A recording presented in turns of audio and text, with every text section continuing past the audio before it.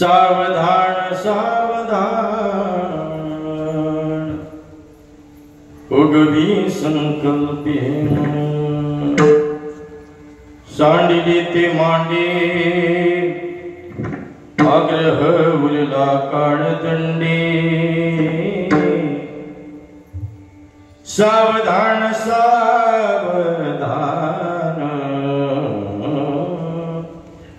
उगवी संकल्पे तुका म्हणे आले बागा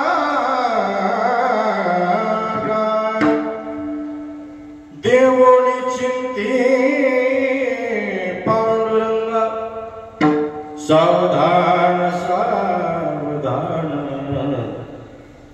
उगवी संकल्पे अजम रुक्मिणी प्राण संजीवनंतम परंधाम कैवल्यमेकं तुर्यं प्रसन्न प्रपन्नाति देवते परब्रह्मलिंगं भजे पांडुरंग पांडुरंगा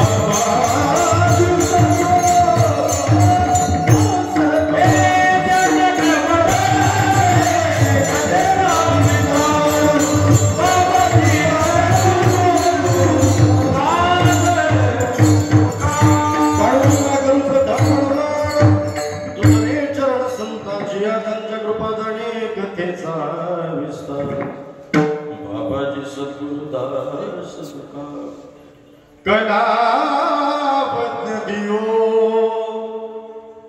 धरातावता कलाकांक तेजो दिकामो दिवक खलाणी शवादा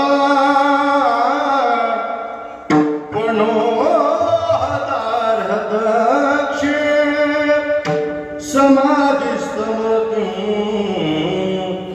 भजे ज्ञानदेव ओम नमो ज्ञानेश्वरा करुणाकरा दयाळा अनुग्रह लादलो पावण झालो चराचरी नागेंद्र हाराय त्रिलोचनाय वैश्वांगरागाय महेश्वराय नित्याय शुद्धाय दिगंबराय तस्मै नकाराय नमः शिवाय श्री गुरु चरण सरोज रज निज मन गुरु सुताय वर्ण रघुबर विमल जसो जोदाय कुफल बुद्धिहीन तुम जानकी सुमिर पवन कुमार बल बुद्धि विद्या देव मोय अरब कलेश विकार अष्ट सिद्धि नवनिधि के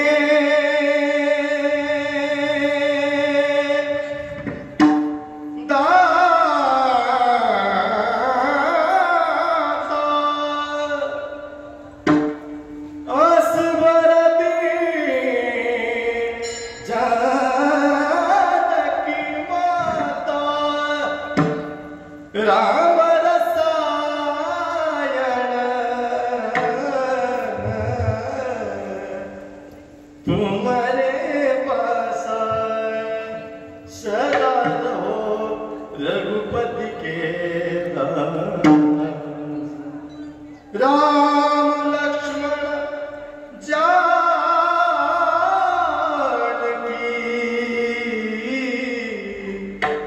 जय बोलो हनुमान की मंगल भवन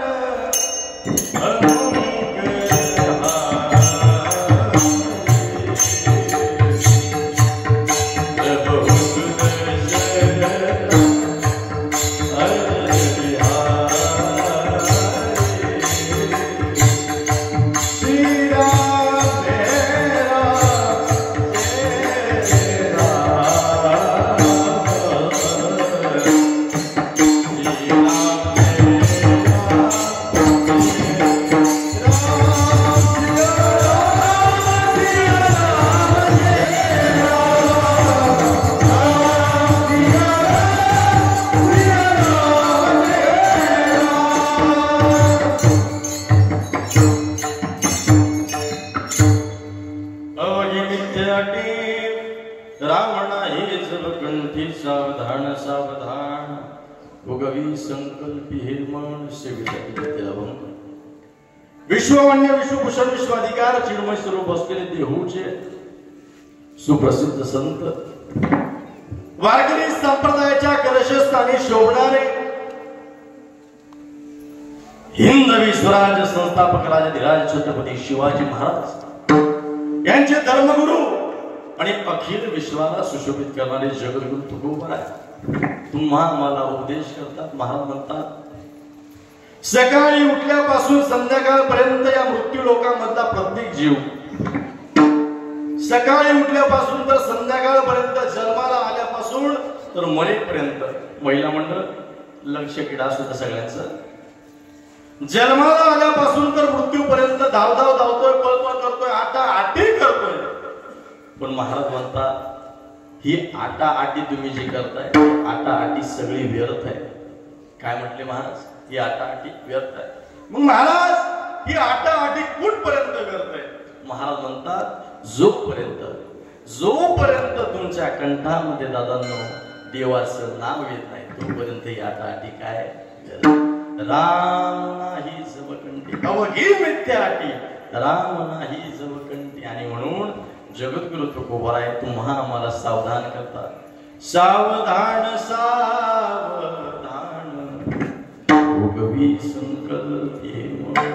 मनाला संकल्प विकल्प याच्या भोवऱ्यामधून बाहेर काढा. मनाला निर्मळ बनवा, मनाला शुद्ध बनवा आणि त्या भगवान परमात्म्याची भक्ती करा. सावधान सावधान उगवी संकल्प हे मन. महाराज म्हणतात तुम्ही जो हा पसारा मांडून बसले ना, हा पसारा एक ना एक दिवस काय इथेच राहणार आहे आणि तुम्हाला जावं लागणार आहे. सांडेले ते मांडे आग्रह उरला काळ. एक दिवस काय येणार दादांनो, आणि या मृत्यू लोकांमधल्या प्रत्येक मनुष्याला घेऊन जाणार आहे. म्हणून महाराज म्हणतात सावधान सावधान उगवी संकल्प हे म्हणतात.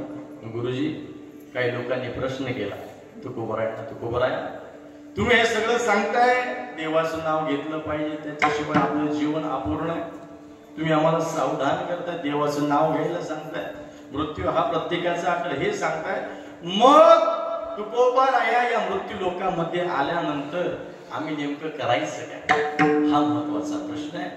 आणि मग विचारल्यानंतर तुकोबारायाने सांगितलं दादा, या प्रकृतीने, निसर्गाने, भगवंताने जन्माला आलेल्या प्रत्येक मनुष्याला वेगवेगळ्या प्रकारची कामं निवडून दिलेली आहे. बघा आपण विशेषतः बघितलं तर काही लोक शेतीमध्ये काम करतात, काही लोक बँकेत जातात, काही लोक कारखान्यात जातात. प्रत्येकाची कामं वेगवेगळी आहेत. पण जगद्गुरु तुकोबारायांनी किंवा अन्य कुठल्या संतांनी सांगितलं नाही की तुम्ही काम बंद, सांगितलं कुठल्या संतांनी नाही, काम बंद करायचं नाही. महाराज म्हटले जे काही काम करताय ते काम करता करता भगवंताचं नाव घ्या. महाराज म्हणतात तुका म्हणे आले बागा, ज्याच्या भाग्यामध्ये जे काम आलंय ते काम करा, पण ते काम करता करता तुका म्हणे आले बागा, देवोनी चिंती पांडुरंगा, सावधान सावधान उगवी संकल्प.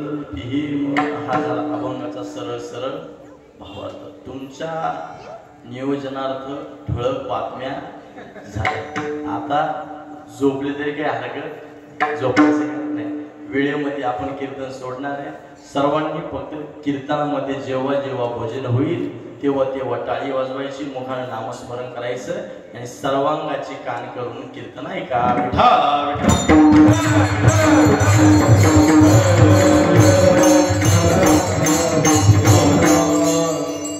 किम निमित्ताने तुम्ही आपण सर्वजण या ठिकाणी जमलेले आहात. तुम्हालाही ज्ञात आहे, मलाही ज्ञात आहे, तरी वक्त्याचं प्रधान कर्तव्य नात्यानं आज या पुण्यक्षेत्र वारी गावामध्ये, कानेगाव वारी या वारी गावामध्ये गोंडे परिवार, या गोंडे परिवारातील एक मायेचं छत्रछाया, एक आईची छत्रछाया, एक आजीची छत्रछाया या परिवारातून निघून जाऊन 1 वर्ष पूर्ण होत आहे. आज त्यांचा वर्ष श्राद्धाचा दिवस आहे. कैलासवासी गंगा भागीरथी लीलाबाई माधवराव पाटील गोंडे या मातोश्रीला जाऊन 1 वर्ष पूर्ण होत आहे. आणि त्या मातोश्रीच्या पाठीमागे असलेला त्यांचा जो परिवार आहे, त्या मातोश्रीनं लाडानं अगदी प्रेमानं ज्या परिवाराचं संगोपन केलं, तो परिवार जो आहे श्री दत्तात्रय माधवराव गोंडे, मातोश्रींचे चिरंजीव श्री बाळासाहेब माधवराव गोंडे यांच्या मुली सौ शीलाबाई भाऊसाहेब लंके, गंगा भागीरथी अलका संपतराव गवळी, सौ कांता विठ्ठलराव भागवत, तसेच त्यांचे नातू हरिभक्तपरायण श्री गणेश साहेबराव गोंडे महाराज, चिरंजीव बाजीराव साहेबराव गोंडे, असा असणारा हा भरभरून संपूर्ण गोंडे परिवार. आणि या गोंडे परिवारातून या मातोश्री आज निघून गेलेल्या आहेत. बघा आपल्या परिवारामध्ये, आपल्या घरामध्ये जे आजोबा आहेत, जी आजी आहे, त्या आजोबानं, त्या आजीनं काही काम केलं नाही तरी चालेल, फक्त बसून राहिले तरी त्या परिवाराला, त्या घराला, त्या वडील धाऱ्या माणसांचा खूप मोठा आधार असतो. आमची आजी 3 वर्षापासून आमच्या आजीला 3दा अटॅक आला, बरं का गोष्टी, 3दा अटॅक आला. व्हायचं असं जेव्हा अटॅक यायचा तेव्हा मी घरी असायचो. मागच्या वेळेस मी संगमनेरून कीर्तन करून आलो 3 वाजता घरी आणि 3:30 वाजता म्हणजे मी घरी येऊन कपडे बदलले आराम करत होतो. तेवढ्या 3:30 वाजता बरं का नाना 3:30 वाजता आजीला अटॅक आला. मी घरीच होतो, मला ते जाणवलं. लगेच गाडीमध्ये टाकलं, लगेच कोपरगावला नेलं. आजी पुन्हा ठणठणीत झाली दुसऱ्या वेळेस. आता तिसऱ्यांदा आता 4-5 दिवस झाले कार्यक्रमावरून आलो आणि घरी येऊन झोपलो. परत आजीला अटॅक आला. परत कोपरगावला नेलं. 2 दिवस आजी ICU मध्ये होती. तिसऱ्या दिवशी नॉर्मल झाली. 4थ्या दिवशी परत घरी आणलं. म्हणजे 3दा आजीचं जीवनदान आम्हाला मिळालं. याच्यातून आपला खर्च जरी होत असला तरी पण आपल्या घरामध्ये वडीलधारी व्यक्ती खूप महत्वाची. सकाळी सकाळी जर मी घराच्या बाहेर निघालो कीर्तना करता तर आजी अशी डोक्यावरून हात फिरवती की बाबा लवकर ये. जोवर मी येत नाही तोपर्यंत आजीचं सारखं आईला मम्मीला वडिलांना विचारतात कधी कधी कधी. म्हणजे वडीलधारी माणूस हा घराचा आसरा आहे, खूप मोठा आधार असतो. तो आधार आज या गोंडे परिवारातून निघून गेलेला आहे. बघा आज या सुंदर अशा कीर्तन रूपी सेवेकरता माझं तर आज परम भाग्य आहे. बघा महाराष्ट्रातील ख्यातनाम गुणीजन मंडळ या ठिकाणी उपस्थित आहेत. दिग्गज कीर्तनकार या ठिकाणी उपस्थित आहे. माझं तर खरं तर या ठिकाणी मी एवढा लहान माणूस आहे. ज्ञानोबरायांच्या कृपा आशीर्वादानं जे काही बोलतो ते ज्ञानोबरायांच्या कृपा आशीर्वादानं बोलतो. पण या ठिकाणी सुंदर नियोजन ज्यांनी केलंय, आपल्या परिसराचं भूषण, आपल्या परिसराचं वैभव, हरिभक्त चालक परायण सुंदर ज्यांचा मृदंग या ठिकाणी वाजवतात, आमच्यावरती ज्यांचं नितांत प्रेम आहे आणि आमचंही त्यांच्यावरती नितांत प्रेम आहे. आदरणीय आपल्या परिसराचं भूषण लकारे बाबा महाराजांकरता एकदा जोरदार टाळी वाजवा. महाराजांचा मृदंगही सुंदर आहे, स्वभावही सुंदर आहे. महाराजांना मनापासून वंदन करतो. त्याचप्रमाणे उभ्या महाराष्ट्रभर ज्यांनी आपल्या आवाजाने उभा महाराष्ट्र मंत्रमुग्ध करून टाकलाय आमचे गुरुतुल्य असणारे आदरणीय गुरुजी, आदरणीय या ठिकाणी गुरुजी उपस्थित आहेत. तरी गुरुजींना देखील मनापासून वंदन करतो. गुरुजी आणि आदरणीय बाबा हे दोघांची जोडी अशी की रामलखनची जोडी बरं का. परिसरामध्ये महाराष्ट्रभरी फिरत असतात आणि गुरुजींना देखील मनापासून वंदन करतो. त्याच पद्धतीनं या परिसरात ज्यांनी मला आणण्याचं काम केलं, आमचे परमस्नेही, आमचे पाहुणे, आमचे आदरणीय आमचे नाना बरं का, आमचे रावसाहेब नाना भाकरे, नानांना देखील मनापासून वंदन करतो. नानांचं सुद्धा या कार्यामध्ये खूप मोठं त्या ठिकाणी योगदान आहे. नानांना देखील वंदन करतो. त्याच पद्धतीनं वारीच्या वाटेवर आमची ज्यांची ओळख झाली बरं का, सुंदर ज्यांचा आवाज आहे, स्वभावही गोड आहे. आम्ही पंढरपूरला सोबत दर्शनाला गेलो होतो. तर आदरणीय आमचे सुरभाई असतील, त्यांना देखील मनापासून वंदन करतो. त्याच पद्धतीनं आमच्या भगिनी ज्यांचं महाराष्ट्रभर कीर्तन गाजतं, सुंदर ज्यांचा आवाज आहे, सुंदर ज्यांचं कीर्तन आहे, ते आदरणीय टेकेताई आणि त्यांचे मिस्टर आमचे परम मित्र आदरणीय आमचे टेके महाराज, त्या ठिकाणी विनायक महाराज टेके या ठिकाणी उपस्थित आहेत. त्यांना देखील मनापासून धन्यवाद देतो. त्याच पद्धतीनं उभ्या महाराष्ट्रामध्ये त्या ठिकाणी वयानेही वयोवृद्ध आहे, ज्ञानाने वयोवृद्ध आहे. या ठिकाणी गुरुतुल्य आदरणीय बाळासाहेब महाराज सुराशे बाबा या ठिकाणी उपस्थित आहे. बाबांना देखील मनापासून वंदन करतो. आमचे शिंगणापूरचे महाराज या ठिकाणी उपस्थित आहे, त्यांना देखील मनापासून वंदन करतो. त्याच पद्धतीने या ठिकाणी विनायक महाराजांचे वडीलही विनायक घेऊन उपस्थित आहेत, त्यांना देखील मनापासून वंदन करतो. सर्व गावातील भजनी मंडळी असतील, सगळ्यांना मनापासून वंदन करतो. या सुंदर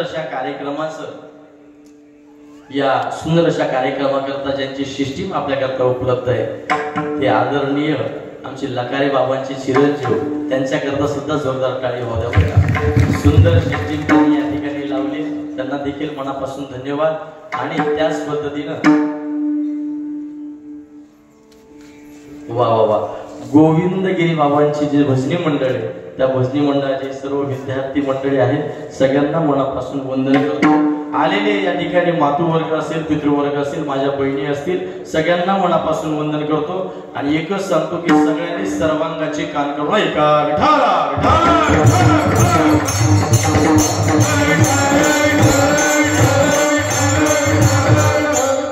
बघा, ज्या कारणाकरता आपण या ठिकाणी जमलेलो आहात ते वर्षश्राद्ध आहे. वर्षश्राद्ध म्हणजे नेमकं काय, पुण्यस्मरण म्हणजे नेमकं काय. श्रद्धेनं जे केलं जातं श्रद्धेनं जे केलं जातं त्याला काय म्हटलं जातं? श्राद्ध म्हटलं जातं. आणि एका वर्षानं जे केलं जातं त्याला वर्ष श्राद्ध असं म्हटलं जातं. याला पुण्यस्मरण सुद्धा म्हणतात बरं का. पुण्यस्मरण म्हणजे काय? गेलेल्या व्यक्तीच्या प्रती जे आपण काही कार्य करतो ते त्या व्यक्तीच्या स्मरणानं जर केलं तर ते स्मरण आपल्याला पुण्यवान बनवून जातं. म्हणून त्याला पुण्यस्मरण म्हटलं जातं. विठाला विठाला.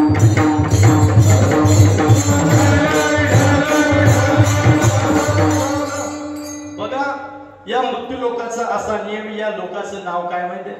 काय बसलेली मंडळी? मृत्यूलोक. काय नाव आहे? मृत्यूलोक. मृत्यूलोक मृत्यूलोक मृत्यूलोक. जो प्राणी जन्माला आलेला आहे त्या प्रत्येकाला जायचे. महाराज ज्ञानोबरायांनी दुसऱ्या अध्यायामध्ये, ज्ञानेश्वरीच्या दुसऱ्या अध्यायामध्ये 144 क्रमांकाची ओवी महाराज म्हणतात, जैसे जीर्ण वस्त्र सांडीचे मग नूतन वेडीचे तैसे देहांतरात स्वीकारीचे चैतन्यनाथ. माऊली महावैष्णव ज्ञानोबराय काय म्हणतात? आपण सर्वजण बाजारामध्ये जातो, नवीन कपडे घेऊन येतो, नवीन कपडे वापरायला चालू करतो. बाबा वापरून वापरून वापरून वापरून ते कपडे एकदा जुने झाले काय करतो? ते कपडे काढून टाकून देतो. जसं कपडे वापरून झाल्यानंतर, जुने झाल्यानंतर आपण काढून टाकून देतो, तसं देखील हे शरीर जे आहे ते एक ना एक दिवस संपणार आहे. ते जीर्ण होणार आहे, ते कुजणार आहे, ते सडणार आहे, ते खराब होणार आहे. आणि हा आत्मा जो आहे हा आत्मा अमर आहे. म्हणून ज्ञानोबाला जसं सांगतात, जैसे जीर्ण वस्त्र साडीजे मग नूतन वेडी तैसे देहांतराते स्वीकारीजे चैतन्यनाथे. प्रत्येकाला या मृत्यू लोकामधून एक ना एक दिवस जायचे. महाराज आया है सो जाएगा राजा रंक फकीर. राजा असू द्या, रंक असू द्या, फकीर असू द्या, कुणी असू द्या, प्रत्येकाला या मृत्यू लोकांमध्ये आल्यानंतर जायचंय, जावं लागणार आणि जावंच लागणार आहे. म्हणून प्रत्येकाला या मृत्यू लोकांमधून जावं लागणार आहे. महाराज काही लोक म्हणतील, महाराज आमचा खूप मोठा वशील आहे. वशील बाबा लय वशिल्यावाले माणसं ती म्हणतात, हो आमचा लय मोठा वशील आहे महाराज. पण मी सांगतो मृत्यूच्या बाबतीत वशिला चालत नाही. मी म्हणतात कसं मृत्यूच्या बाबतीत वशिला चालत नाही? ऐका दृष्टांत सांगतो बरं का. भगवान विष्णू परमात्म्याचं वाहन कोणतं आहे? कोणते मंडळी? गरुडजी. गरुडजी या विश्वाचा जो मालक आहे, या विश्वाचा जो चालक आहे, ज्याच्याकडे कर्तृत्व मान्यता कर्तृ शक्ती आहे, तसा संपूर्ण ब्रह्मांडाचा चालक मालक आणि ते ज्याच्यावरती स्वार होतात ते गरुडजी बरं का. आता मला सांगा, आपलं जर एखादं खाजगी काम असलं तर आपण डायरेक्ट आमदाराला भेटतो का आमदाराच्या ड्रायव्हरला भेटतो? कोणाला भेटतो? ड्रायव्हरला भेटतो. किती मोठा वशिला असतो बरं. आपल्याला जर आपलं काम करून घ्यायचं असेल तर वशिला जावं लागतं ना. मग या संपूर्ण विश्वाचा जो मालक आहे त्याचा ड्रायव्हर म्हणजे गरुडजी. आणि गरुडजीचा किती मोठा वशील आहे बघा ना महाराज. गावचा सरपंच नाही, तालुक्याचा आमदार नाही, खासदार नाही, मुख्यमंत्री नाही, पंतप्रधान नाही, संपूर्ण ब्रह्मांडाचा चालक, या संपूर्ण विश्वाचा मालक, त्या विश्वाच्या मालकाचे जे ड्रायव्हर किती मोठा वशील असेल. पण ऐका, मृत्यूच्या बाबतीत वशिला चालत नाही. महिला मंडळ ऐका, सकाळची वेळ होती, सकाळी सकाळी गरुडजी निघाले आपल्या कामावरती. आणि गरुडजी निघाल्यानंतर त्यांची आणि यमदेवतेची भेट झाली. त्यांची यमदेवतेची भेट झाली, रामराम झालं. आणि यमदेवतेची गरुडजीची भेट झाल्यानंतर यमदेवता गरुडजीकडे बघून हसले. आता हसण्याचे सुद्धा प्रकार असतात महाराज. कोणाला चांगलं वाटलं म्हणून हसते, किंवा काहींना त्याचं चुकलं म्हणून हसले, असं सुद्धा हसणं असतं बरं का. तर ते हसले त्यांच्याकडे बघून गुरुजी. बघून हसल्यानंतर गरुडजीला प्रश्न पडला, आपली भेट तर नेहमीच होते, नेहमी ते माझ्याकडे बघून हसतात, पण त्यांच्या हसण्यामध्ये आज काहीतरी वेगळे पण होतं. काय कारण असलं यमदेवता आपल्याकडे असं बघून हसले? मग गरुडजीने विचार केला की अरे आपली आई आजारी म्हटले, आपली आई आजारी आहे आणि यमदेवतेचं काय काम आहे? महिला मंडळ यमदेवतेचं काय काम आहे? माणसाला घेऊन जाण्याचं, घेऊन जाण्याचं काम आहे. आणि मग गरुडजीला प्रश्न पडला. मग गरुडजी म्हटले आपल्या आईला नेण्याकरता ते येणार आहे बहुतेक. आणि मग गरुडजीनं काय केलं? आपल्या आईला आपल्या सोबत घेतलं आणि उड्डाण केलं. एवढ्या लांब एवढ्या लांब एवढ्या लांब एवढ्या लांब घेऊन गेले. हिमालयाच्या ज्या पर्वतरांग आहे त्या हिमालयाच्या पर्वतरांगामध्ये ज्या गुफा आहेत ना, त्या गुफेमध्ये आपल्या आईला घेऊन गेले महाराज. त्या गुफेमध्ये आपल्या आईला ठेवलं आणि लगेच त्या ठिकाणी यमदेवता हजर. राम रामच घातला. गुरुजीने विचारलं का तुम्ही इकडे कसं काय? ते म्हटले मी तुमच्याकडे बघून या करता हसलो होतो. म्हटले भगवंताने लिहून ठेवलं होतं की गरुडजीचा आईचा मृत्यू या हिमालयाच्या पर्वतरांगांमधील या गुफेमध्ये होईल. मला प्रश्न पडला होता एवढ्या कमी वेळेमध्ये एवढं लांब अंतर कापून तुमच्या आईला तिथपर्यंत पोहोचवण्याचं काम कोणीच करू शकत नाही. तेवढं स्पीड फक्त तुमच्याकडेच आहे आणि तुम्ही ते कार्य कसं करू शकणार? मला असंभव वाटत होतं. परंतु जगाच्या मालकानं जे लिहिलंय हे सत्य आणि सत्य आणि सत्यच होणार. आणि मग गरुडजींच्या आईला त्या ठिकाणी जावं लागलं. महाराज मला सांगा किती मोठा वशिला होता गरुडजींचा. संपूर्ण विश्वाचा मालक त्यांच्यावरती स्वार होत होता. एवढा मोठा वशिला असताना सुद्धा त्यांना जावं लागलं. येत नाही उरो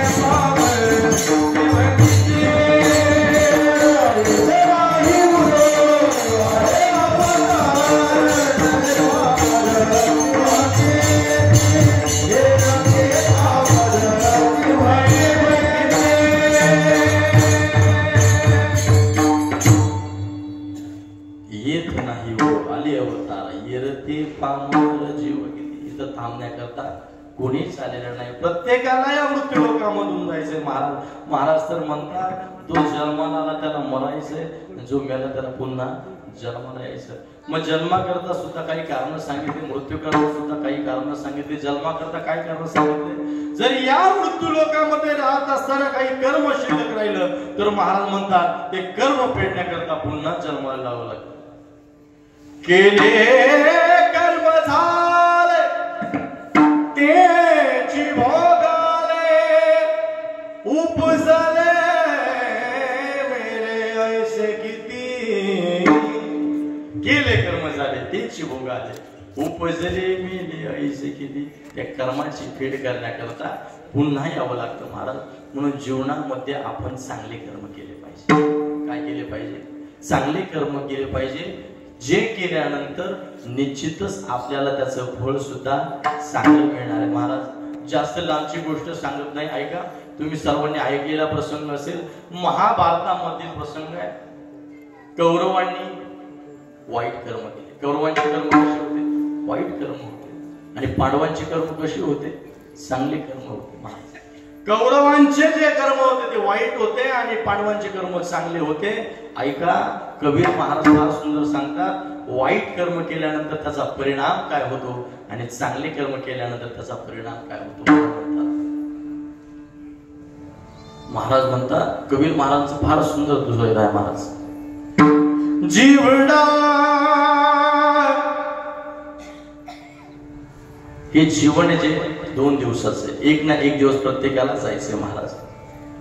या जीवनामध्ये आल्यानंतर चांगले कर्म जर केले तर निश्चितच आपल्याला फळ चांगलं मिळणार आहे महाराज. पांडवांचे कर्म चांगले आणि कौरवांचे कर्म वाईट महाराज. हे कौरव पांडव दोन भाई, हे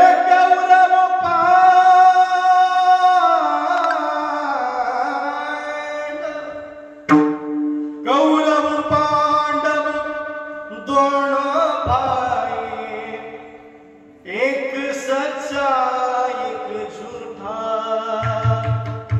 कौरव पांडव दोनों भाई, एक सच्चा एक झूठा. सच्चा तो वैकुंठ जावे. सच्चा कुठे गेला? सच्चा तो वैकुंठ जावे, झूठा नरक में बैठा. सच्ची बात कबीर जी की,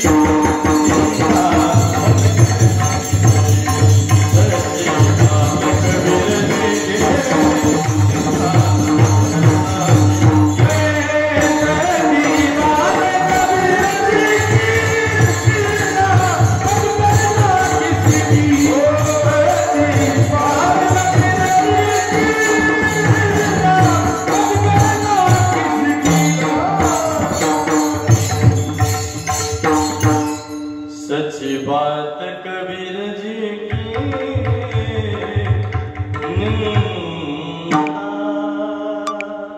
मत कर्मा किसकी. पांडवांचे कर्म चांगले होते ते कुठे गेले? वैकुंठाला गेले. आणि कौरवांचे कर्म वाईट होते ते कुठे गेले? नरकामध्ये गेले महाराज. पुण्या जीवनामध्ये आल्यानंतर कर्म प्रधान होते. कर्म जर शिल्लक राहिलं तर पुन्हा जन्माला यावं लागतं. अजून दुसरं काय कारण आहे जन्माला येण्याकरता? जर एखाद्या गोष्टीमध्ये वासना गुंतली तर त्या वासनेच्या पोटी सुद्धा पुन्हा जन्माला यावं लागतं महाराज. अनेक प्रमाण आहे, पण आपल्याला पुढे चिंतन सुद्धा बघायचं.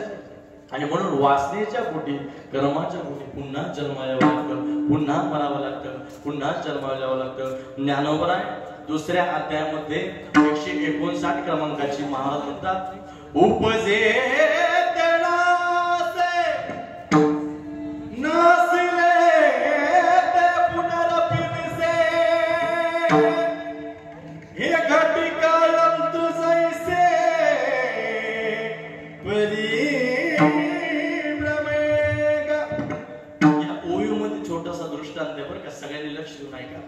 ज्ञानोबरायांनी ही ओवी सांगत असताना एक दृष्टांत पण सांगितलंय. महाराज म्हणतात, पूर्वीच्या काळी बरं का, पूर्वीच्या काळी ज्यावेळेस मोबाईल नव्हते, घड्याळ नव्हते, त्यावेळेस वेळ बघायची असेल तर घटिका यंत्र नावाचं यंत्र होतं बरं का. घटिका यंत्र आपण काय बघितलेलं नाही, म्हणून ज्ञानोबरायांनी जसं सांगितलं त्या पद्धतीने सांगण्याचा प्रयत्न करतो. घटिका यंत्र नावाचं यंत्र असायचं.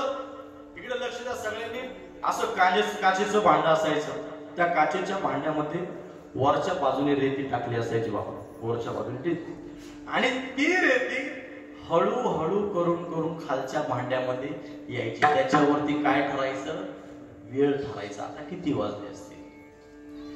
आता वरच्या भांड्यामधली जी रेती आहे ती वरच्या भांड्यातली रेती हळूहळू करून करून खालच्या भांड्यामध्ये येऊ लागली. आता वरचं भांड रिकामं, वरचं भांड रिकामं झालं. आता रेती कुठं आली? खालच्या भांड्यामध्ये आली. आता काय करायचं? पुन्हा ते भांड धरायचं आणि उलट करून ठेवायचं. आता रेती कुठं आली? वरच्या भांड्यामध्ये आली. पुन्हा ती रेती हळूहळू हळू खालच्या भांड्यामध्ये. वरचं भांड रिकामं झालं, खालचं भांड भरलं. पुन्हा काय करायचं? पुन्हा ती धरायचं, पुन्हा उलट करायचं. ज्ञानोबराय म्हणतात, ते भांड जसं थांबणार नाही तसं हा जन्म मृत्यूचा फेरा सुद्धा थांबणार. पुनरपि जननम पुनरपि मरणम पुनरपि जननम पुनरपि मरणम पुनरपि जनने तथैष यः संसारो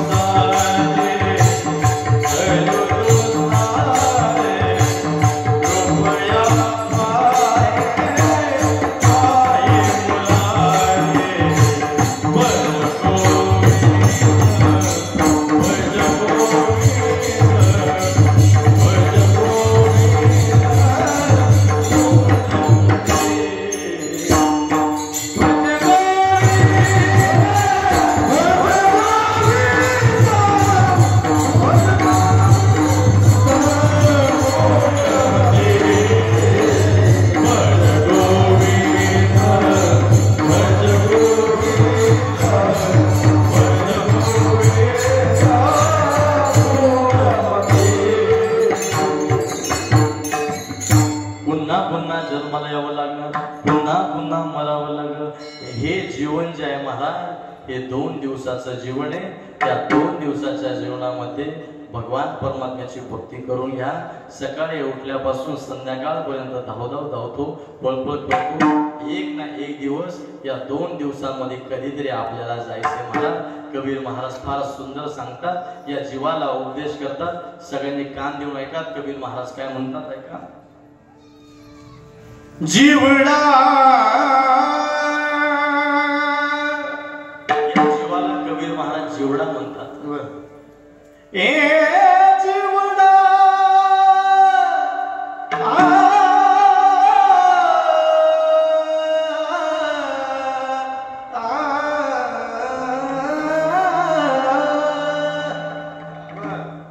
जीवडा दो दिन का मेहमान. तुम्हाला गाणी चाला ठेवली बा. जीवडा दो दिन का मेहमान. महाराज म्हणतात हे जीवन किती दिवसाचं आहे? किती दिवसाचं पाहून आहे? 2 दिवसाचं. मग या 2 दिवसामध्ये काय केलं पाहिजे महाराजांनी सांगितलं बरं. जीवडा दो दिन का मेहमान.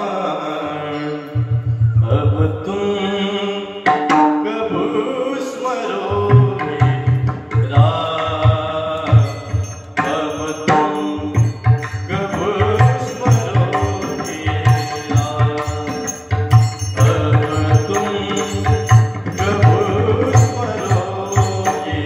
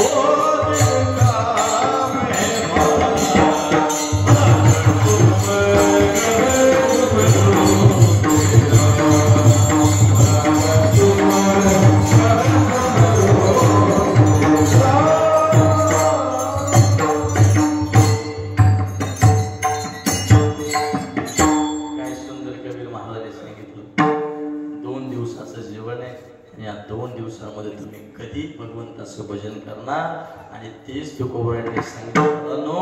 सकाळी उठल्यापासून संध्याकाळपर्यंत जीवनात जन्माला आल्यापासून मृत्यूपर्यंत धावताय, पळताय. पण ही धावपळ, ही सगळी जी काय आपली पळापळ आहे, ही सगळी मिथ्या आहे. उठपर्यंत जोपर्यंत तुमच्या कंठामध्ये राम नाव येत नाही तोपर्यंत ही सगळी जी काय आटाआट आहे ही सगळी व्यर्थ आहे, मिथ्या आहे. अभंगाच्या प्रथमच्या Oh,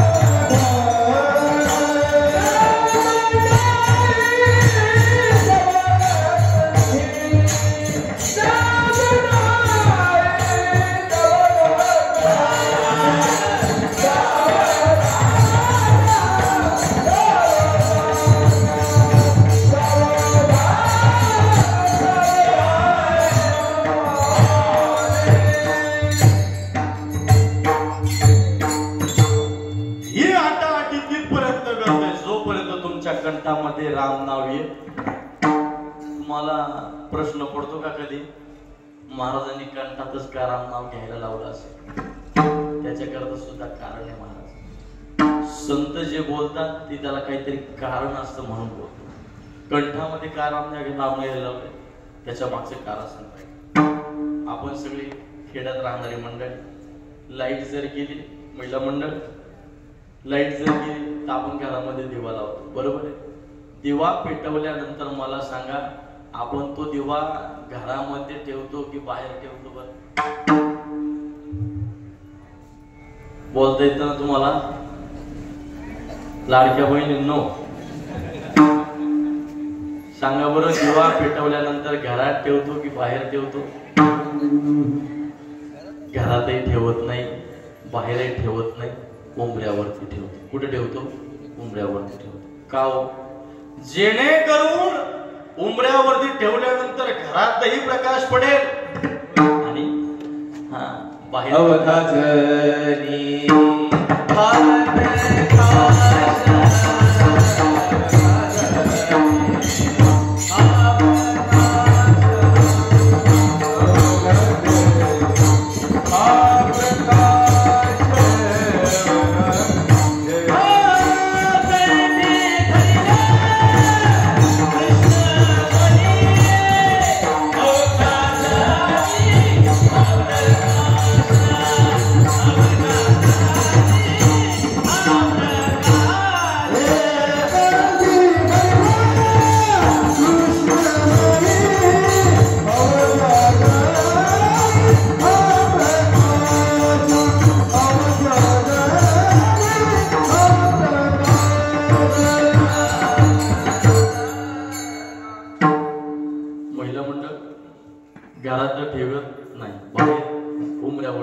जेणेकरून घरातही प्रकाश पडला पाहिजे, बाहेरही प्रकाश पडला पाहिजे. जसं घरातही प्रकाश पडला पाहिजे, बाहेरही प्रकाश पडला पाहिजे, याकरता आपण उंबऱ्यावरती दिवा ठेवतो. तसं महाराज म्हणतात या शरीराचा उंबरा म्हणजे आपला कंठ आहे. काय सांगितलं? या शरीराचा उंबरा म्हणजे आपला कंठ आहे. आणि त्या कंठामध्ये जर भगवंताचं नाव घेतलं तर निश्चितच आहे आपण अंतरंगाने सुद्धा निर्मळ बनवू आणि आपली वाचा सुद्धा शुद्ध बनेल. आपण जगाला प्रेम देत जाऊ. जगासोबत जे आपण बोलतोय ते प्रेमाचे शब्द असतील. म्हणून महाराज म्हणतात राम नाही आणि म्हणून भगवान परमात्म्याचं नाम आपल्या कंठामध्ये असलं पाहिजे. त्यामुळे महाराजांनी आपल्याला त्या ठिकाणी सावधान करतायत, उपदेश करतायत. महाराज का सावधान करताय बरं?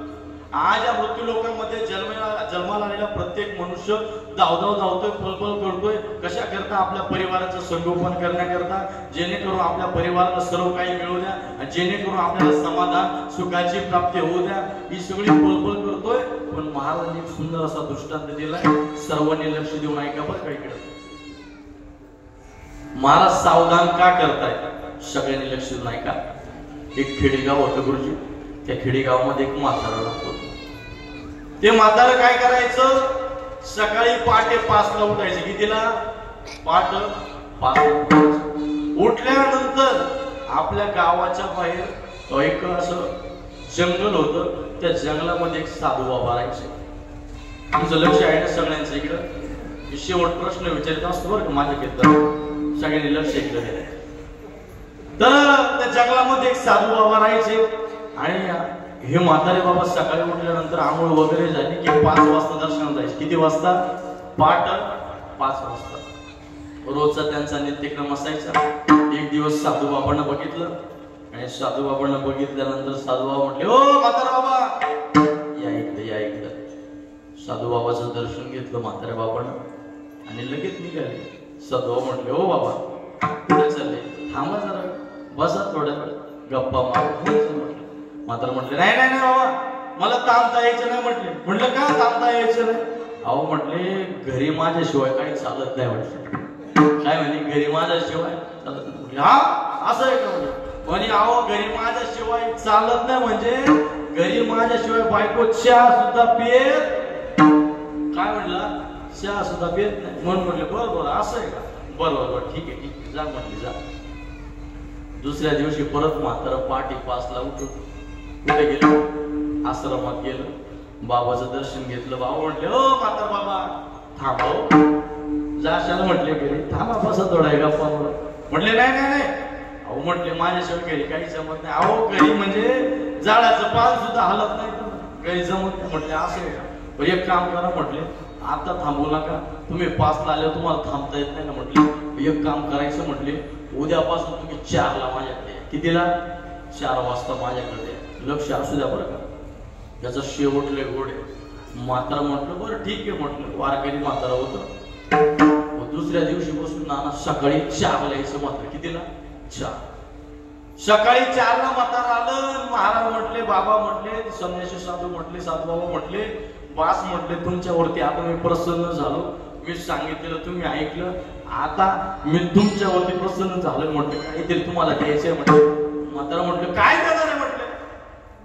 साधू बाबा म्हटले मी तुम्हाला एक योग शिकवतो म्हटले. योगांमधला सगळ्यात योगाचा राजा जो आहे तो योग शिकवतो म्हटले. कुठला योग?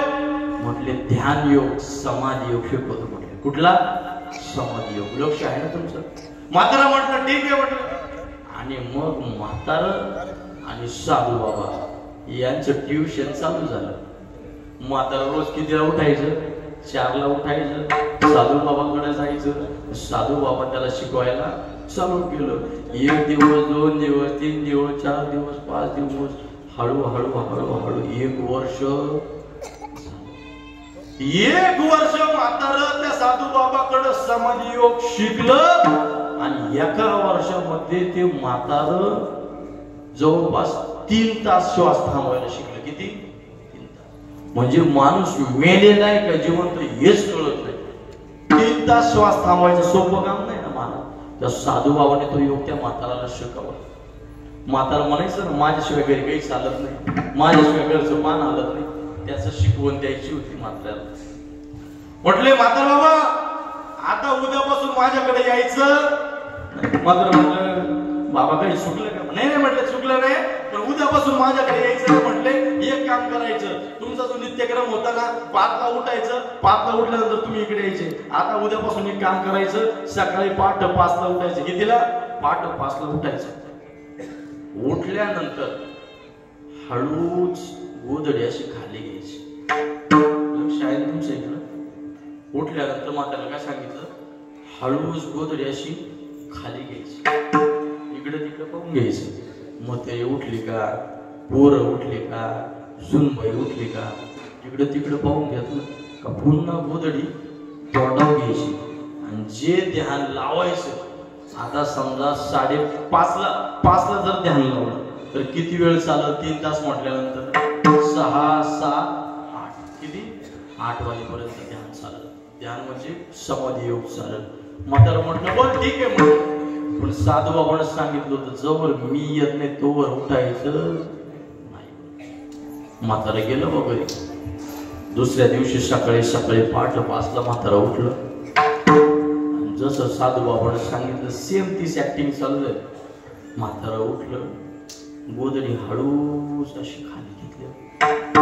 पाहिलं म्हातारी पहाटे 5ला लसूण सोडत होती.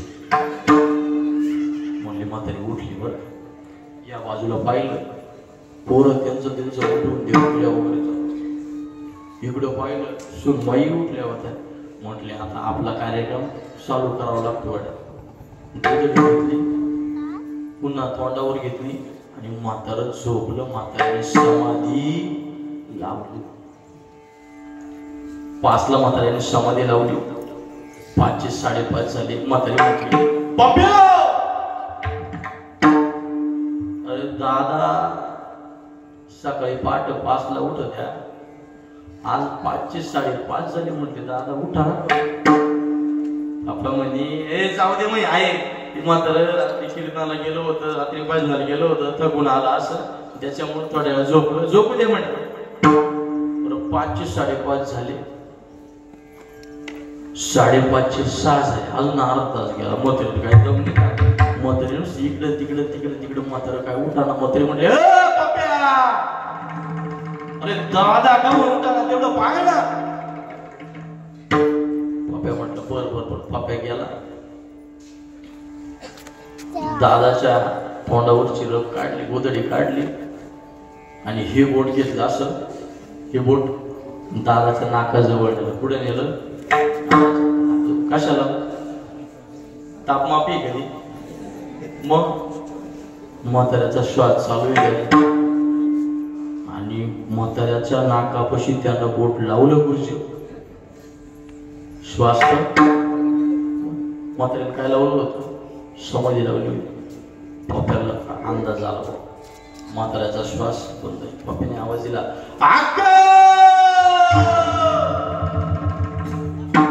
दादा गेले.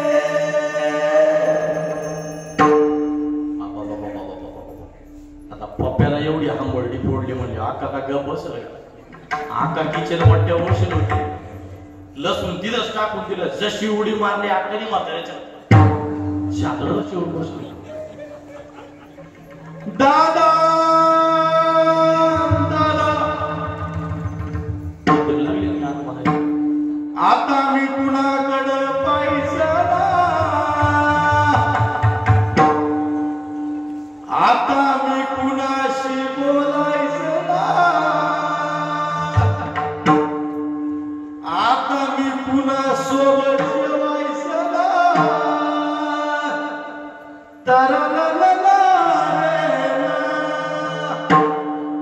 जमलं का? जमलं पुरुष मंडळी, जमलं. आम्हाला सगळ्यांनी रोजाने बोलवता घरी. म्हातारी लागली रडायला महाराज. आता यांचं रडणं एवढं हॅन्टिक असतं ना. पहिले एक तास आहे ना गुरुजी, फुल रडणार, फुल रडणार, आकांत करणार, फुल रडणार. एक तास झाल्यानंतर आणि 3 तास रडायचं सोपं काम आहे. 3 तास एकत्र एवढे आकांत करून रडलं तर उकडून जाईल ना एखादं. ते गेलं ते गेलंच, पण एखादं रडता रडता उकडून जायचं. मग पायाचं रडणं 1 तास झालं. 1 तासानंतर असा डोक्यावर पदर घ्यायचा, लक्ष इकडे असू द्यावा. डोक्यावरती असा पदर घ्यायचा आणि पदर घेतल्यानंतर फक्त एवढंच करायचं.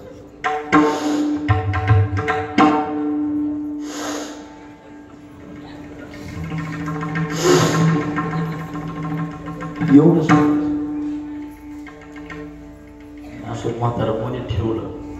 सुनबाई, म्हाताऱ्याच्या पोरी, सगळं भाऊ सगळे जमा झाले आणि रडायला लागले.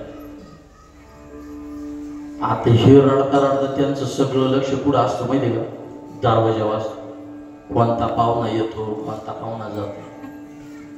म्हाताऱ्याची लहान लेक दिली होती नाशिकला. पुढे दिली होती नाशिकला. तिचं नाव होतं छकुली. काय नाव होतं? इथली नाही बरं का, इकडे आमच्या गावाकडे सांग. तिचं नाव काय होतं?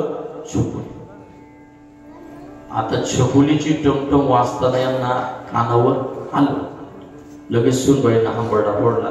दादा दादा दादा नुसते छकुली छकुली करायचे ना. दादा छकुलीमध्ये दादाचा लय जीव होता ना. दादाच्या छकुलीला, दादाच्या छकुलीच्या बिट्ट्याला दिवाळीला फटाके ना. तारा छकुली आली. तासभर छकुलीत लावून धरले. असं त्याचं नाटकी रडणं. आता हे वेळ हळूहळू हळूहळू वेळ सरळ चाललं. 8 वाजले. म्हाताऱ्याचा समाधीचा टाइम संपला. आता मात्र जाग झालेलं होतं आणि मात्र सगळं ऐकत होतं. म्हातारी काय म्हणती, पोरं काय म्हणत्या, सुनबाई काय म्हणती, सगळं मात्र ऐकत होतं. पण त्याला सांगितलं होतं जोपर्यंत साधू बाबा येत नाही तोपर्यंत उठायचं. आता मेल्यानंतर 3 तास झाली. मात्र न्यायचं. म्हातारा उचललं, अंगणामध्ये नेलं, आंघोळ घातली, अंगामध्ये तिरडी टाकली, तिरडीवरती म्हातारा टाकलं. आता म्हाताऱ्याला वाटलं हे आपल्याला पेटवल्याशिवाय नाही. म्हातारा त्या तिरडीवर टाकलं. म्हटले अरे साधू बाबा नेमका गुतला कुठं, मला हे जिवंत जाळून टाकतील म्हटले. आणि एवढ्या वेळामध्ये साधू बाबा तिथं आले. साधू बाबा तिथं आले. साधू बाबांनी सांगितलं, ए म्हटले थांबा थांबा थांबा थांबा. म्हातारा गेलं का? म्हटले हा. म्हातारा गेलं. 3 तास झाले, पेटवायला न्यायचे. म्हटले नाही का नका, ऐका म्हटले, म्हाताऱ्याला मी जिवंत करतो, माझ्याकडं ती सिद्धी म्हटले. काय?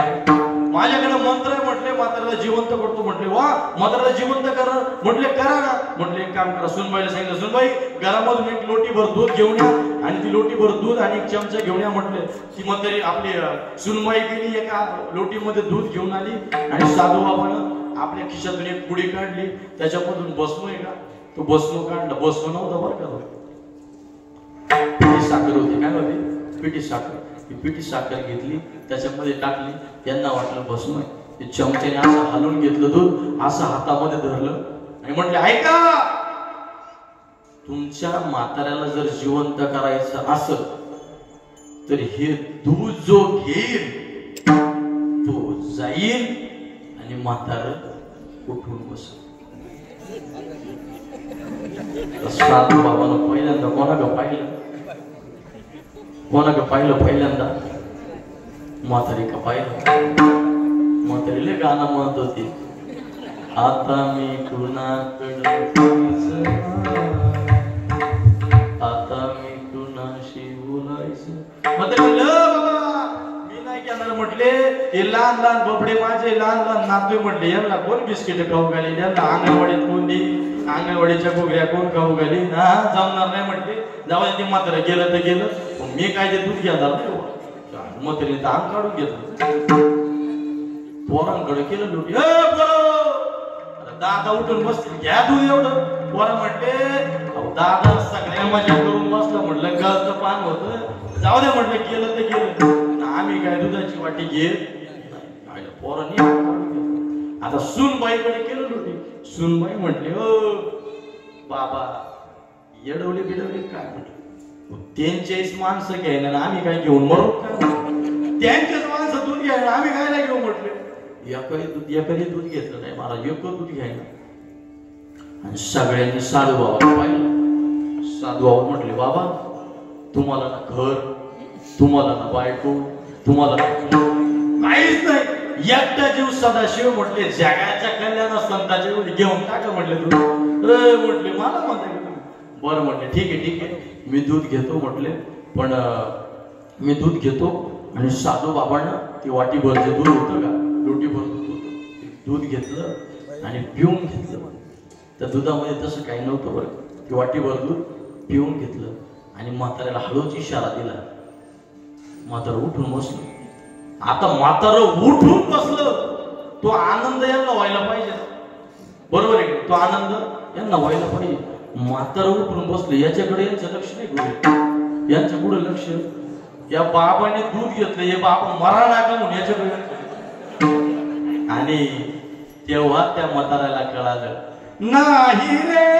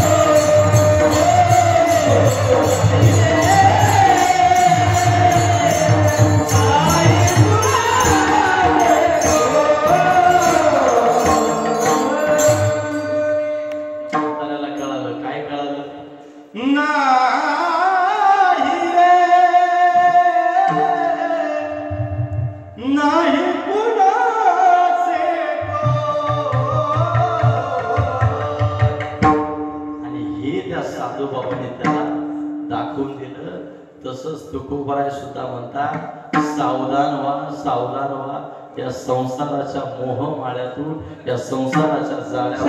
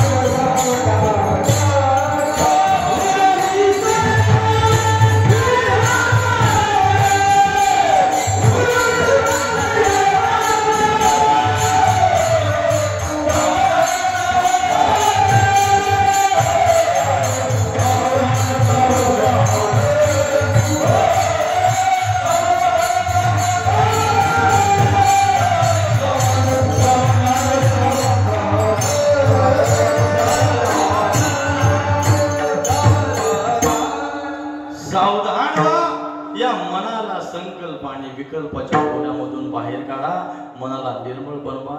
जीवनामध्ये आल्यानंतर चांगले कर्म करा. तर चांगले कर्म केले महाराज तर माणूस शरीर रूपानं प्रत्येक जण जाणार आहे, परंतु शरीर रूपानं जरी आपण गेलो तरी आपल्याला माग उरता येतं, राहता येतं. ते कशाच्या रूपानं तर कीर्तीच्या रूपानं महाराज. बघा या पृथ्वी तलावरती अनेक लोक जन्माला आले, अनेक लोक गेले. अनेक लोक जन्माला आले, अनेक लोक या पृथ्वी तलावरून निघून गेले. पण एवढ्यांमध्ये सुद्धा ज्यांचं कार्य उत्तम दर्जाचं होतं ती लोक आजपर्यंत नाही, तर जोपर्यंत चंद्र सूर्य आहे तोपर्यंत अशीच मोठ्या दिमागाने झळकत राहणार. विश्वमाऊली महावैष्णव ज्ञानोबाराया 727 वर्ष झाले. किती वर्ष झाले समाधीवरती बसलेले? किती वर्ष झाले? 727 वर्ष. उत्तमती उरे कीर्ती मागे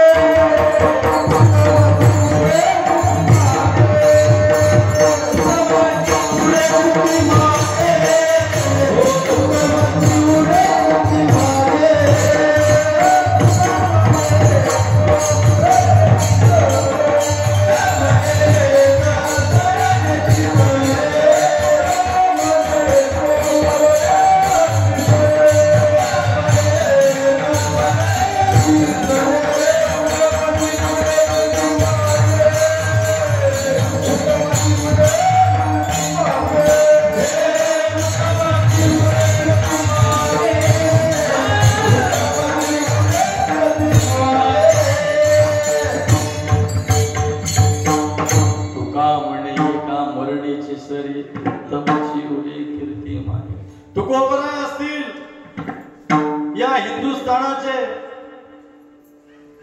राजे छत्रपती शिवाजी महाराज असतील, आणि या महाराष्ट्रामध्ये ज्यांनी या महाराष्ट्राच्या संरक्षणाकरता या महाराष्ट्रामध्ये चांगले कर्म ज्यांनी केले, ज्यांनी संपूर्ण महाराष्ट्राचं रक्षण व्हावं, या संपूर्ण हिंदुत्वाचं रक्षण व्हावं, याच्याकरता ज्यांनी बलिदान दिलं ते जोपर्यंत चंद्र सूर्य आहे तोपर्यंत अशीच त्या ठिकाणी मोठ्या दिमाखाने झळकत राहणार. जसं महाराजांनी प्रमाण दिलं. गेले दिगंबर ईश्वर विभूती, गेले दिगंबर ईश्वर विभूती,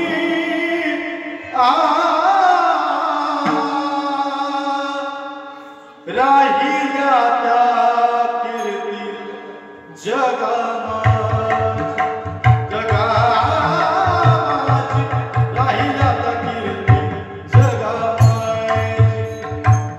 गेले दिगंबर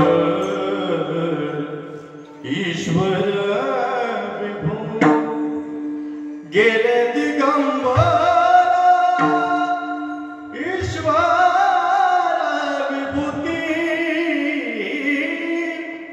राहिल्या त्या कीर्ती जगा लोकांमध्ये आल्यानंतर चांगले कर्म करा. हे चांगले कर्म केल्यानंतर निश्चितच गेल्यानंतर सुद्धा आपण मोठ्या दिमाखानं या मृत्यू लोकांमध्ये आपलं नाव शिल्लक राहील, आपले कर्म शिल्लक राहील, आपण केलेलं कार्य या मृत्यू लोकांमध्ये शिल्लक राहील. ते कार्य कसं शिल्लक राहतं बघा. या हिंदुस्थानचे जाणते राजे, ज्या जाणत्या राजानं शून्यातून विश्व कसं उभं केलं, ते विश्व जसं उभं केलं महाराज, ते विश्व म्हणजे स्वराज्य. ते स्वराज्य प्रत्येकाला वाटावं. माझं स्वराज्य जातीपातीचा विचार नाही, लहान मोठा श्रीमंत गरीब कुठलाच विचार नाही, सगळे आपलेच. आणि असं म्हणून त्या ठिकाणी छत्रपती शिवरायांनी सुरुवात केली. आणि हळूहळू एक गड घेत एक मोहीम करत आमच्या छत्रपती शिवाजी महाराजांनी त्या ठिकाणी स्वराज्य घडवून दाखवला. कसा घडवून दाखवला? हे धन्य धन्य शिवाजी शूर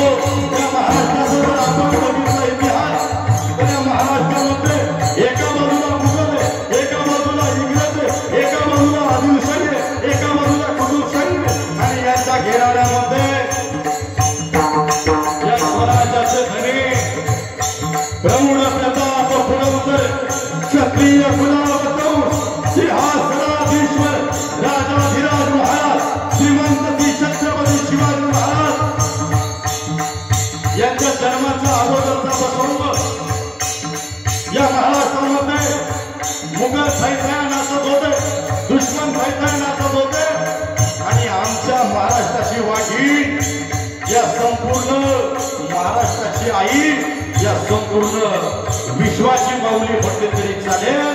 आमच्या जिजाऊ साहेब आणि जिजाऊ साहेब त्या भवानीच्या समोर गेले, आई भवानीच्या समोर गेले आणि आई भवानीला त्या ठिकाणी दंडवत केला आणि मागणं घातलं, सागडं घातलं. हे चंडमुंड भवानी महिषासुरमर्दिनी प्रसन्न हो आणि असा पुत्र माझ्या ओठीमध्ये घाल की या मुघलांचा नाश करेल. जो या आई बहिणीकडे वागण्या नजरेनं बघतोय, जो या आई बहिणीची आबरू लुटतो, त्याचं धड एका बाजूला करेल आणि शिर एका बाजूला करेल. आता पुत्र माझ्या ओठीमध्ये जन्माला घाल. आणि बघता काय आमच्या आई भवानीनं ते ऐकलं. आणि बघता माझ्या जिजू आऊ साहेबा जिजाऊ आई साहेबाला त्या ठिकाणी दिवस गेले.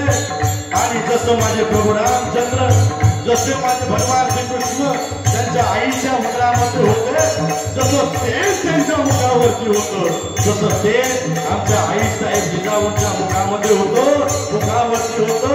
बघता काय बघता तो दिवस उजाडला 19 फेब्रुवारी 1630 रोजी. आणि या महाराष्ट्राचा जाणता राजा, या महाराष्ट्राचा ठाण्यावर, या महाराष्ट्राचा राजा, त्या राजाचा जन्म झाला. सगळ्यांनी जोरदार घोषणा द्यायचे, छत्रपती शिवाजी महाराज.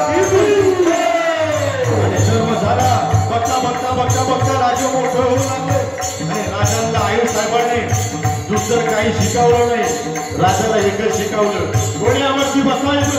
आता मला दानपट्टा घ्यायचा, हिचा तालपत्ता कसा चालवायचा, डाळ कशी घ्यायची हे शिकवलं. आणि हे पण शिकवलं की हळूहळू छत्रपतींनी सवंगडी गोळा केले. स्वराज्याचं स्वप्न छत्रपतींच्या डोळ्यामध्ये होतं. सवंगडी गोळा केले, रायरेश्वराच्या मंदिरामध्ये गेले आणि सवंगडी गोळा केल्यानंतर त्या रायरेश्वराच्या मंदिरावरती शपथ घेतली. आणि ती शपथ घेतली स्वराज्य स्थापनेची. आणि बघता बघता बघता बघता एक राजे घेऊन लागले या सवंगड्याच्या हातून. आणि स्वतः राजे एक गड घेऊ लागले महाराज. आणि राजे मोठे झाले. या महाराष्ट्रावरती एका राक्षसाने या महाराष्ट्रावरती अत्याचार सुरू केले. या महाराष्ट्रामध्ये त्याचं घोडदळ एवढं होतं, पायदळ एवढं होतं, हंतीदळ एवढं होतं. हे सगळं घेऊन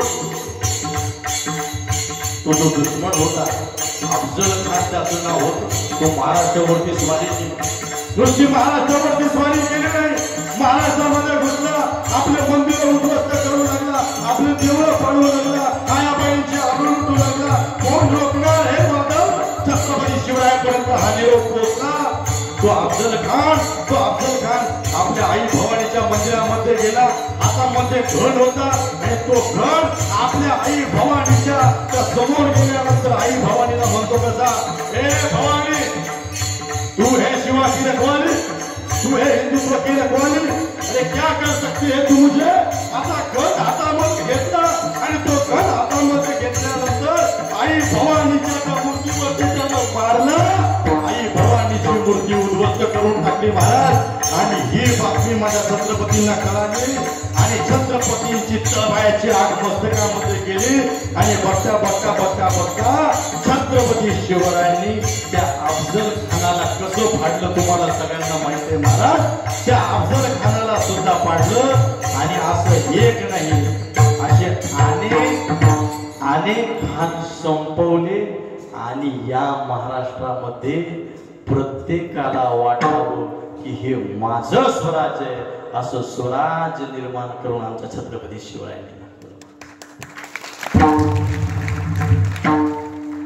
फुकट माणसाची कीर्ती मागे उरत नाही. छत्रपती शिवरायांनी एवढे कष्ट घेतले आणि म्हणून छत्रपती शिवराय आणि या महाराष्ट्रामध्ये, या भारतामध्ये ज्यांनी या भारताकरता, या भारत मातेकरता, या हिंदुत्वाकरता आपलं जीवनदान दिलं, आपलं बलिदान दिलं, ते जोपर्यंत चंद्र सूर्य आहे तोपर्यंत असेच मोठ्या दिमाखाने झळकत राहणारे महाराज. म्हणून या मृत्यू लोकांमध्ये आल्यानंतर चांगली कर्म करा की जेणेकरून आपण सुद्धा जोपर्यंत चंद्र सूर्य आहे तोपर्यंत आपण सुद्धा त्या ठिकाणी आपलं नाव या मृत्यू लोकांमध्ये दिलं पाहिजे. महाराजांनी फार सुंदर पद्धतीने या ठिकाणी सांगितलं. महाराजांनी तुम्हाला सावधान केलं की तुम्ही या मृत्यू लोकांमध्ये आल्यानंतर चांगले कर्म केले पाहिजे, भगवान परमात्म्याचं भक्ती केली पाहिजे. सावधान सावधान उगवी संकल्पे मन, सांडिले ते मांडे आग्रह उरला काळदंडे. जो काय हा पसारा आपण मांडलेला आहे तो एक ना एक दिवस इथं राहणारे आपल्याला जावं लागणार आहे. मग या मृत्यू लोकांमध्ये आल्यानंतर नेमकं करायचं काय ते महाराज अभंगाच्या शेवटच्या चरणामध्ये सांगतात.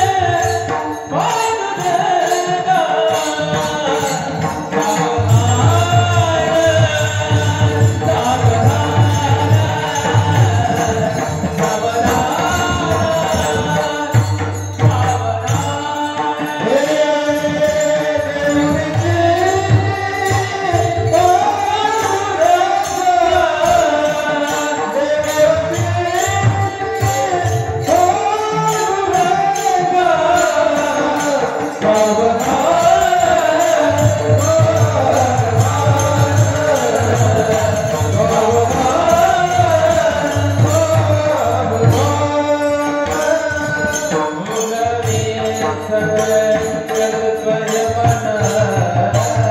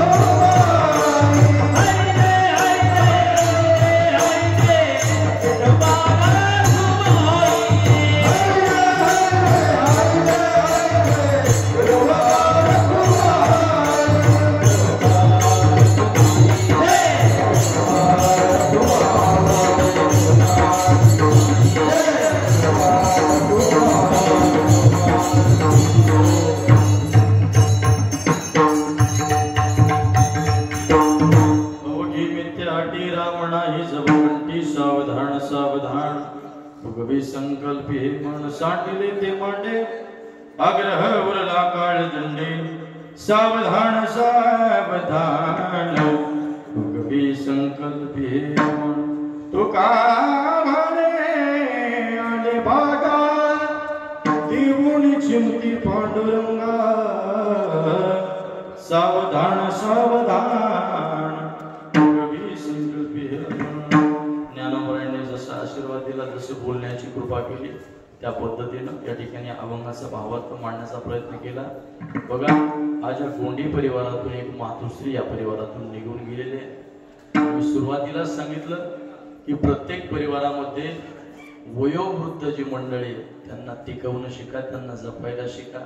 त्यांना काहीच लागत नाही महाराज, आई वडिलांना काहीच लागत नाही, फक्त येताना जाताना त्यांच्याशी दोन गोड शब्द बोला। दादा काय चाललंय, बाई काय चाललंय, काही कमी का, काही गोळ्या आणायच्या का, हे प्रेमाचे शब्द तुम्ही त्यांच्याशी बोला, त्यांना काहीच लागत नाही महाराज। मी तुम्हाला आईचं महत्व सांगण्यापेक्षा, मी तुम्हाला वडिलांचं महत्व सांगण्यापेक्षा वैयक्तिक आपल्या जीवनाचा प्रत्येकानं विचार करा की मी जन्माला आल्यापासून तर आजपर्यंत माझ्या वडिलांनी माझ्याकरता काय केलं, माझ्या आईनं माझ्याकरता काय केलं। आईचे आणि वडिलांचे खूप मोठे उपकार आपल्यावरती आहे महाराज।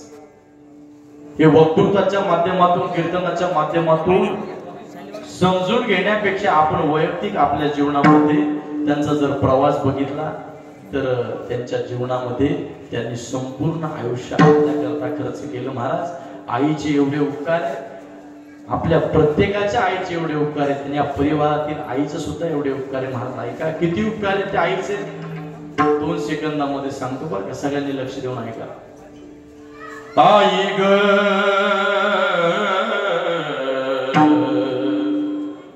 थोर तुझे उपकार, आई ग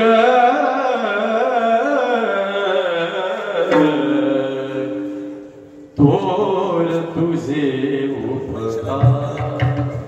ऐका किती उपकार आहेत त्या आईचे. 9 महिन्याने 9 दिवसाने 9 महिन्याने 9 दिवसाने केले कृतार्थ जन्म देऊन, केले कृतार्थ जन्म देऊनी. देवोनी थोर मला संस्कार, देवोनी थोर मला संस्कार. आई ग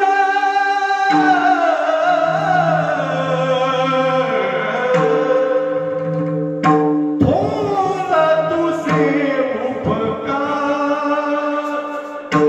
आई ग थोर तुझे उपकार. या मातृश्रीचे खूप उपकार आहेत या परिवारावरती. आपल्या प्रत्येकाच्या जीवनामध्ये आईचे खूप उपकार आहेत. म्हणून या वडीलधाऱ्या माणसांना सांभाळणं शिका.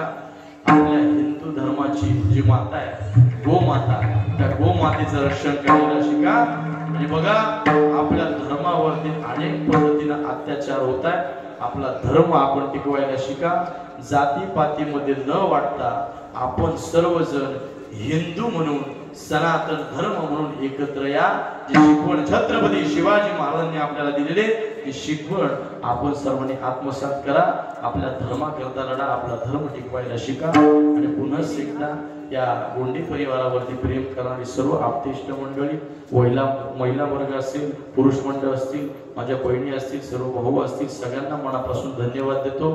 ज्यांनी या ठिकाणी मला आमंत्रित केलं. आदरणीय आमचे लकारे बाबा असतील, लकारे बाबांना देखील पुन्हा एकदा मनापासून धन्यवाद देतो.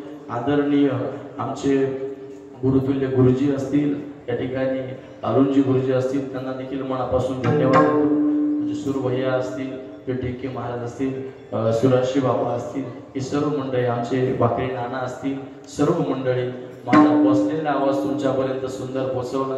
दादाला देखील मनापासून धन्यवाद देतो. या ठिकाणी उपस्थित सर्व महाराज मंडळी, श्रेष्ठ महाराज मंडळी, सगळ्यांना मनापासून धन्यवाद देतो. कुणाचा नाव उल्लेख राहिला असेल तर मोठ्या मनानं आपला लेकरू समजून मला माफ करा. आणि शिवला पूर्ण विराम देतो. ज्ञानेश्वर